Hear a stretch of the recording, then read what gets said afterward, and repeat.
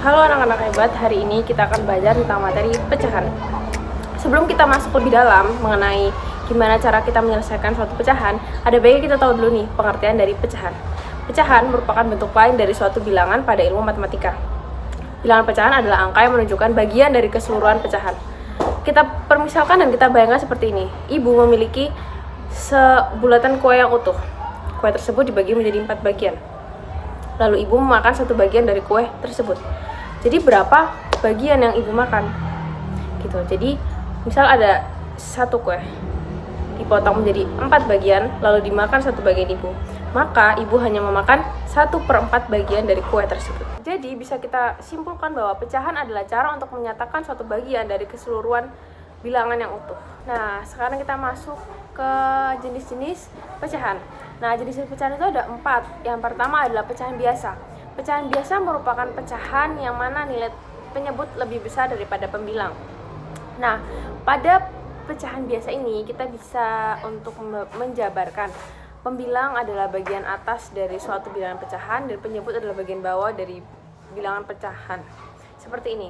Nah, biasanya pembilang itu dinotasikan dengan A dan penyebut dinotasikan dengan B. Lalu sekarang kita masuk ke pecahan campuran. Pecahan campuran dapat digambarkan seperti ini. Ya, jadi bilangan utuhnya itu dinotasikan dengan C. Bilangan pembilang tetap dengan A dan bilangan penyebut tetap dengan B. Lalu bagaimana sih cara kita menyederhanakan pecahan campuran ini? Yaitu dari penyebut yang bawah dikalikan dengan bilangan bulat lalu ditambahkan dengan pembilang. Nah, itu akan menjadi pecahan sederhana atau pecahan biasa. Sekarang kita masuk ke pecahan senilai dan pecahan tidak senilai. Nah, yang pertama itu pecahan senilai. Apa sih pecahan senilai itu? Pecahan senilai adalah pecahan yang memiliki nilai yang sama meskipun bentuknya berbeda. Misalkan seperti ini. 1/2 dan 2/4 adalah pecahan senilai karena keduanya menunjukkan bagian yang sama dari keseluruhan. Jadi jumlahnya itu sama tapi angkanya berbeda. Kita masuk ke pecahan tidak senilai. Pecahan tidak senilai adalah pecahan yang memiliki nilai berbeda. Contohnya 1/3 dan 1/4. Pecahan ini tidak senilai karena 1/3 lebih besar daripada 1/4.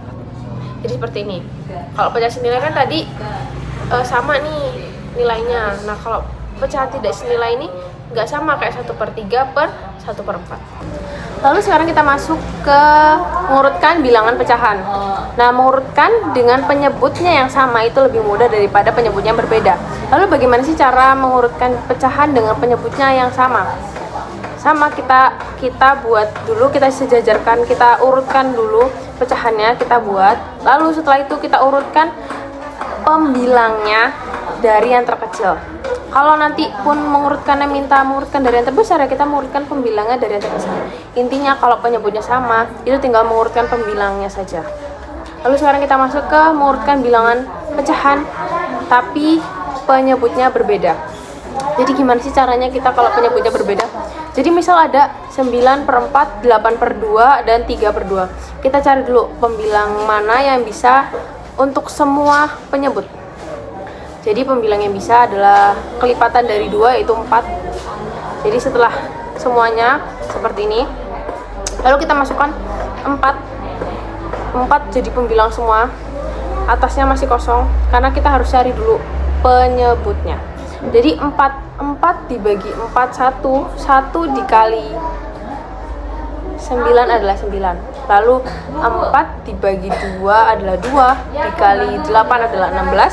Lalu 4 dibagi 2 adalah 2, lalu dikali 3 adalah 6. Nah, setelah ketemu nih pembilangnya berapa, baru kita urutkan. Setelah penyebutnya sama, baru kita bisa urutkan. Dari mana yang terkecil bisa, dari yang terbesar bisa. Nah, jadi seperti itu materi yang bisa saya paparkan. Semoga teman-teman dapat lebih mengerti dari video yang telah saya buat. Sampai ketemu lagi. See you.